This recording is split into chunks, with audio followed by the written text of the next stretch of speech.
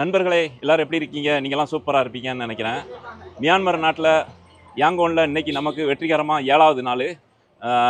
இப்போ நான் வந்து எங்கே போகிறேன்னு கேட்டிங்கன்னா, டாலர் மாற்றுறதுக்கு தான் போகிறேன். இந்த ஒரு ஃபஸ்ட்டு வந்த புதுசில் $100 மாற்றினேன்.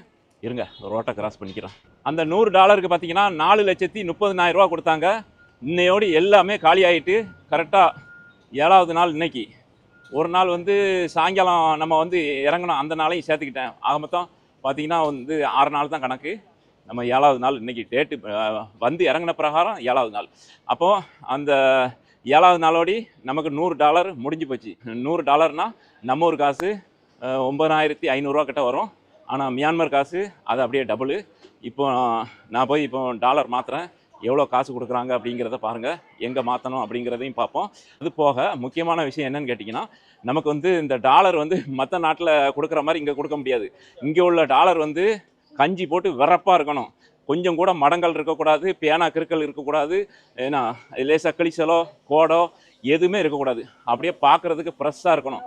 அப்படின்னா தான் பணம் கிடைக்கும். அப்படி இல்லைன்னாலும் கிடைக்கும், ஆனால் குறைச்சிருவாங்க, ரொம்ப குறைச்சிருவாங்க. அதனால் வந்து நம்ம டாலர் கொண்டு வரும்போது அப்படி ஸ்ட்ரெயிட்டாக இருக்கிற மாதிரி கொண்டு வரணும். மடக்கி பர்சிலலாம் வச்சு கொண்டு வர முடியாது. இதே நீங்கள் மற்ற தாய்லாந்துலேயோ மற்ற இடத்துலலாம் மாற்றிக்கலாம் ஈஸியாட்டு, அங்கே ஒன்றும் பிரச்சனை இல்லை. ஆனால் அங்கே பிரச்சனை. டாலர் வந்து கண்டிப்பாக நமக்கு வந்து கரெக்டாக இருக்கணும். அதனால் நான் அந்த டாலரை பத்திரப்படுத்தி அதை மடக்காமல் ரொம்ப நாளாக, கிட்டத்தட்ட எத்தனை மாதம், 3-4 மாதம் அப்படியே பாதுகாப்பாக வச்சு இப்போ தான் அதை போய் மாற்ற போகிறேன். இந்த டாலரை இப்போ இந்த ரெண்டாவது இப்போ $100 முடிகிறதுக்குள்ளே நம்ம ஏர்போர்ட்டுக்கு போயிடணும். அதுக்குள்ளே நம்ம சொந்தக்காரங்களை கண்டுபிடிச்சிட்டு ஏர்போர்ட்டில் போய் நிற்கணும். இப்போ ஒரு சில தகவல் நமக்கு கிடச்சிருக்கு. அது உண்மையாக என்னங்கிறத அது இனிமே தான் தெரியும். அடுத்தடுத்து வரக்கூடிய வீடியோவில் நீங்கள் பாருங்கள். நிறைய பேர் சொல்கிறீங்க, இவர் வந்து தாத்தானுடைய குடும்பத்தை தேடுறேன்னு சொல்லிவிட்டு சும்மா டைம் பாஸ் பண்ணிக்கிட்டு இருக்காரு அப்படி இப்படின்னு சொல்கிறீங்க. அதெல்லாம் எந்த உண்மையும் கிடையாது. நான் உண்மையிலே தேடி வந்தது எங்கள் வாரிசை தேடி தான் நான் வந்தேன். இல்லைன்னா நான் வேறு நாட்டுக்கு அப்படி சுற்றி பார்க்கணுன்னா வேறு நாட்டுக்கு போயிடலாம். இங்கே வந்து 25,000 ஃப்ளைட் டிக்கெட் கொடுத்து இங்கே வரணும்னு அவசியம் இல்லை. இப்போ மற்ற நாடுகள்லாம் பார்த்தீங்கன்னா 8,000, 10,000, 12,000 ஃப்ளைட் டிக்கெட் கிடைக்கும். அதனால் நீங்கள் நிறைய பேர் வந்து ஆர்வமாக இருக்கீங்க அப்படிங்கிறது தெரியுது. ஆனால் கொஞ்சம் பொறுமையாக போனால் தான் நம்ம இதை கண்டுபிடிக்க முடியும். இது வந்து 1 வருஷம் 2 வருஷம் தொடர்பு இல்லை. இது 45-50 வருஷத்துக்கு முன்னாடி உள்ள பிரச்சனை. அதனால் இது கண்டுபிடிக்கிறது கொஞ்சம் சிரமம் இருக்குது. இப்போ தான் நான் ஒவ்வொரு இடமா சொல்லி வச்சுக்கிட்டு வரேன். நான் எல்லாருமே வந்து விசாரித்து சொல்கிறேன் அப்படின்னு சொல்லியிருக்காங்க. கூடிய சீக்கிரம் நல்ல தகவல் கிடைக்கும். எனக்கு வந்து ஒரு 80 வயசு 85 வயசு ஆட்கள் கிடைச்சாங்கன்னா, நல்லா பேசக்கூடிய ஆட்கள் கிடைச்சாங்கன்னா ஓரளவுக்கு அவங்களுக்கு அனுபவம் இருக்கும். இப்போ பார்ப்போம் அடுத்தது என்ன நடக்குன்ட்டு. அதனால் நான் தேடிக்கிட்டே இருக்கேன். கூடிய சீக்கிரம் கிடைச்சிரும்னு நினைக்கிறேன். இறைவன் மேலே நம்பிக்கை வச்சு நம்ம வெற்றி நடை போடுவோம். எல்லாம் நல்லதே நடக்கும். பார்க்கலாம். இன்றைக்கி நான் வந்து இந்த அக்கா கடையில் தான் தோசை சாப்பிட வந்தேன். நான் தங்கியிருக்கிற ஹோட்டலுக்கு ஏற்றாலே வந்து கடை போட்டிருக்காங்க. இந்த தோசை வந்து இந்த காலையில் அவங்க வந்து ஒரு 4-5 மணிக்கு வந்துட்டு 9 மணி வரைக்கும் தான் வியாபாரம் நடக்கும். அதோடு இந்த இடமே காலியாகிடும். 9 மணிக்கு அப்புறம் பார்த்தா ஒன்றுமே இருக்காது. அந்தளவுக்கு இந்த கடையில் வந்து வியாபாரம். இந்த சைட்லலாம் பார்த்திங்கன்னா சின்ன சின்ன சேர்கள்லாம் போட்டு தெருவிலே வச்சு தான் விற்பாங்க. யாரும் எதுவுமே பிரச்சனை கிடையாது. பெரிய பெரிய பணக்காரன் கொண்டு இங்கே வந்து சாப்பிடுவான். இப்போ இந்த இதில் ஃப்ளாஸ்கில் பார்த்திங்கன்னா டீ இருக்குது. நம்ம தோசை சாப்பிட்டோம்னா நமக்கு டீ இலவசமாக தருவாங்க. அது வேறு உண்டு. அதுக்கப்புறம் பார்த்திங்கன்னா இட்லி அவிக்கிறாங்க. அதுக்கப்புறம் உளுந்த வடை அது எல்லாமே கூட கொண்டு வர்றாங்க. எனக்கு இங்கே ஒரே ஒரு விஷயம் ரொம்ப ஆச்சரியமாக இருந்துச்சு. ஊரில் சின்ன பிள்ளையில தோசைக்கு சீனி வச்சு தருவாங்க. இங்கேயும் சீனி வச்சுருக்காங்க. அதுக்கப்புறம் வந்து டிஷ்யூ பேப்பரு, அது இந்த கை துடைக்கிறதுக்கு உள்ளேருந்து எடுத்து அப்படியே துடைச்சிக்கிட வேண்டியதான் நமக்கு தேவைக்கு தகுந்த மாதிரி. இது எல்லா ஹோட்டல்லையுமே இது இருக்கும். அக்கா தோசை சுடுற சைடில் பாருங்க, தோசை நல்லா இருந்துச்சு. அக்கா தோசை நல்லா இருந்துச்சு. சரியா? என்ன என்ன என்ன செஞ்சிட்டு இருக்கா? கார் வருது பின்னாடி.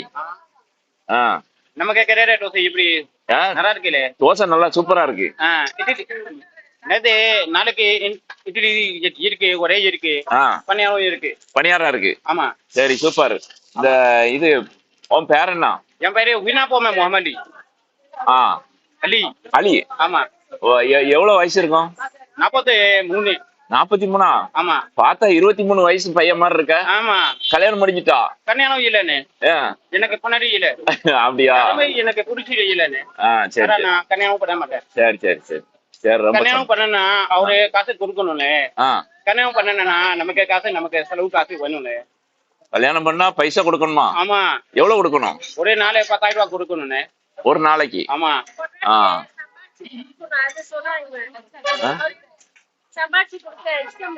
ஆ ஆ சப்பாத்தி பண்ண இஷ்டம் இல்ல. சரி சரி. அப்ப சாப்பாடுக்கு என்ன பண்றது? சாப்பாடு நமக்கு அக்கா இருக்குல்ல.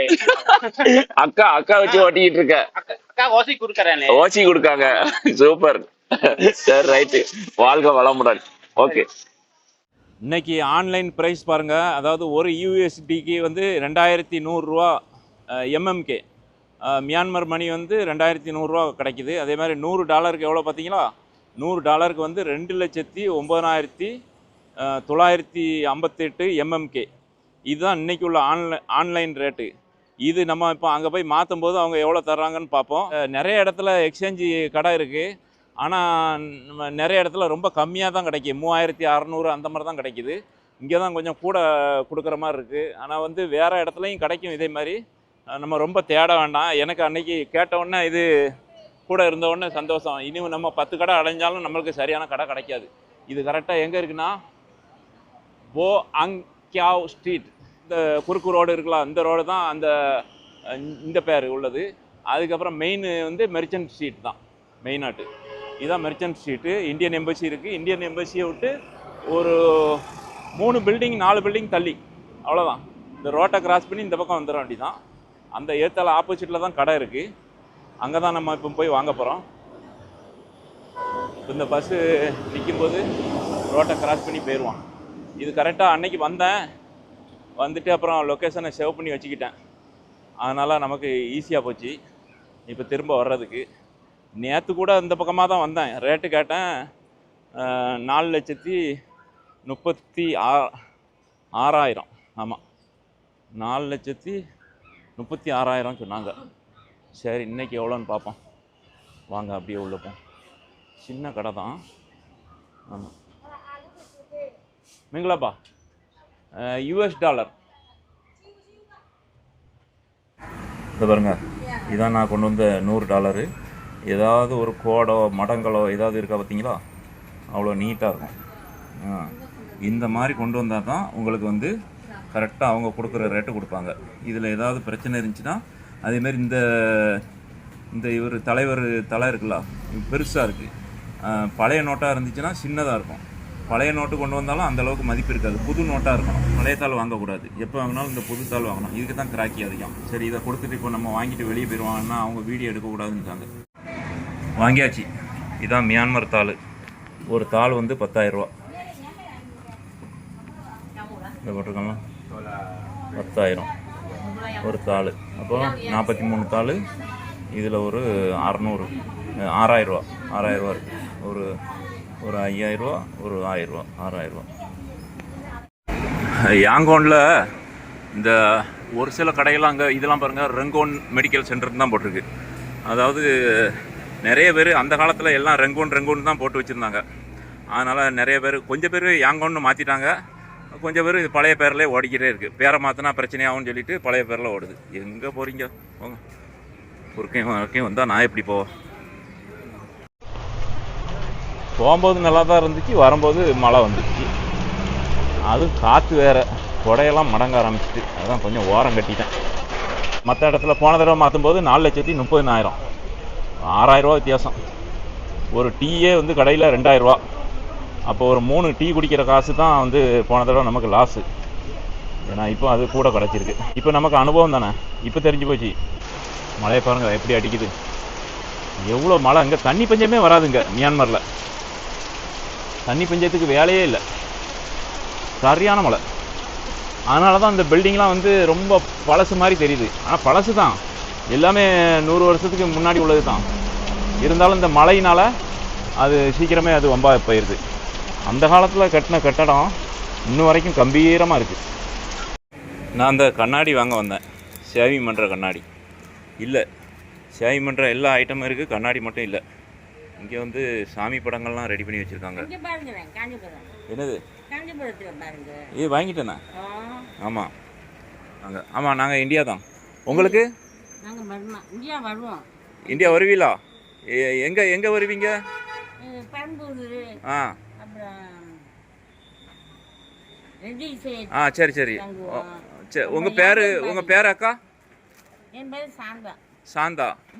எத்தனை தலைமுறையாக இருக்கீங்க பர்மாவில்? எங்கள் அப்பா அம்மா. அப்பா அம்மாவில் இருந்து இருக்கீங்க. சரி ஓகே. அப்போ தமிழ்லாம் நல்லா பேசுகிறீங்களா? இங்கே பர்மாலே படிச்சீங்க எல்லாம் அங்கே தான்? சரி சரி சூப்பர். ஒன்றாங்க. ம் ஓகே. சென்னை எந்த ஊர்? இதுதான் மியான்மர் பர்மாவில் உள்ள சினிமா தேட்டரு. எப்படி இருக்கு? போஸ்டர் என்ன போட்டிருக்காங்க? இது வந்து பரதநாட்டியம் நிகழ்ச்சியா இல்லை சினிமாவா தெரியல. அது வந்து சரியில்ல. இதுதான் பிலிம்னு நினைக்கிறேன். அதுக்கப்புறம் இங்கே ஒரு ஹாரர் மூவி போட்டிருக்காங்க. இந்த தேட்டர் பேர் மேலே இருக்குன்னு நினைக்கிறேன். பர்மீஸ் மொழியில் இருக்கு. கீழே பூரா காம்ப்ளெக்ஸு, அந்த சைடில் வாசல் போட்டிருக்காங்க. டிக்கெட் ப்ரைஸ் இந்த அங்கே இருக்க அழகாட்டு டிக்கெட் ப்ரைஸ். ஷேர் ஷாங் cinema, Mingalar cinema. Ticket price 5000 kyat, 6000, 7000, 8000, 9000, 10,000. மொத்தம் 6 வகையான டிக்கெட் இருக்கு.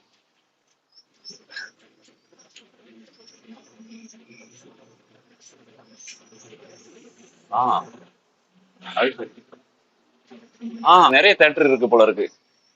சினிமா 2, அந்த பக்கம் 3, அதுக்கப்புறம் இந்த பக்கம் 1. அப்போ 3 தேட்டர் இருக்கோ? ஆமா 3 தேட்டர் இருக்கு. இங்கே டிக்கெட் கவுண்டரு, உள்ள போறதுக்கு உண்டான வழி போல இருக்கு. அது சரி. மிங்களப்பா கிருஷ்ணமூர்த்தி இருக்காருல, அவருக்கு நீங்க என்ன வேணும்? கொழுந்தியாவா? அப்போ அவர் ஒய்ஃபு உங்க அக்காவா? சரி சரி. உங்க பேரு? ராதா. நீங்க பர்மால தான் பிறந்தீங்களா? அப்போ உங்க பூர்வீகம் ஊர்ல இந்தியால? அப்பதான் இருக்காங்க. அதான் எந்த ஊர்ல இருக்காங்க? மறந்து போச்சா? சரி ஓகே, பிரச்சனை இல்லை. இப்போ அவர் எவ்வளோ நாள் லீவில் போயிருக்காரு? ஒரு மாதம் போயிட்டு வருவார். இப்போ ஹோட்டலில் வந்து யாரெல்லாம் பார்த்துக்கிடுவீங்க? நீங்கள், அக்கா, அப்புறம் அக்கா பையன், 3 வாரம் பார்த்துக்கிட்டேன். நேற்று அக்கா பையனை பார்த்தேன். சரி சரி, ரொம்ப சந்தோஷம். இந்த கன்னத்தில் ஏதோ தடவிருக்கீங்களா? தனாக்காவா? அது எதுக்கு தடவிருக்கீங்க? மரம். சந்தன மரம் மாதிரியா? வாசமா இருக்குமா இது? இல்லை, அவர்கிட்ட கேட்டேன். அவர் வாசம் இருக்காது, ஆனால் வந்து இது கொஞ்சம் இருக்கும். சரி. அப்போ எதுக்காக வேண்டி இது தடவி இருக்கீங்க? குளுமை. ஸ்கின்னுக்கு நல்லது. சரி சரி, அதுக்கு தான் தடவி இருக்கீங்க. எல்லா லேடிஸும் இந்த பொண்ணு கூட தடவி இருக்கு. சரி சரி, சூப்பர் சூப்பர். அது சரி, நானும் எங்கேயாவது போனால் நானும் தடவிடுறேன். ஏன்னா வெயில் கடுமையான வெயிலாக இருக்குது. ரைட்டு நண்பர்களே, இவங்களுடைய வயசு எவ்வளோ இருக்குன்னு நீங்கள் கெஸ் பண்ணுங்கள். ஒரு கொஞ்ச நேரம் நான் உங்களுக்கு டைம் கொடுக்கேன். அதுக்கப்புறம் இவங்கள்ட்ட கேட்போம் என்ன வயசுன்ட்டு. சரி, இப்போ பர்மாவில் வந்து முன்ன மாதிரி இருக்கா, இல்லை இப்போ எப்படி இருக்குது? ஃப்ரீயாக இருக்கா? முன்னாடிலாம் வந்து ரொம்ப ராத்திரி ஆனால் வெளியே போக முடியாது, வர முடியாது, அந்த மாதிரி இருந்துச்சு. இப்போ எப்படி இருக்குது? இப்பவும் அப்படி தான் இருக்கா? கொஞ்சம் போக முடியும். பரவாயில்ல அப்போ. அது சரி. இங்கே யாங்கோனை பொறுத்தளவில் எந்த பிரச்சனையும் இல்லை. சரி ரைட்டு. உங்களுக்கு எத்தனை குழந்தைகள் இருக்கு? இல்லை, குழந்தை இல்லை. அப்படியா? கல்யாணம் இல்லை. ஏன் பண்ணல? கூடி போச்சோ? சரி சரி ரைட்டு ஓகே. நண்பர்களே, இவங்களோட வயசு இப்போ நம்ம கேட்போம். உங்களுடைய வயசு என்ன? 50 வயசு. பார்த்தீங்களா? நீங்கள் 50 வயசுன்னு அங்கே நம்பவே முடியாது. ஏன்னா பர்மாவில் இருக்கிறவங்களுக்கு நம்ம வந்து ஆளை பார்த்து கண்டுபிடிக்கவே முடியாது வயசு எவ்வளோ அப்படிங்கிறது. அதுக்கு இந்த அக்கா ஒரு ஆளே சாட்சி. கிட்டத்தட்ட எனக்கு பக்கத்துலேயே வந்துட்டாங்க. ஒரு 2 வயசு தான் வித்தியாசம். சரி அக்கா, ரொம்ப நன்றி.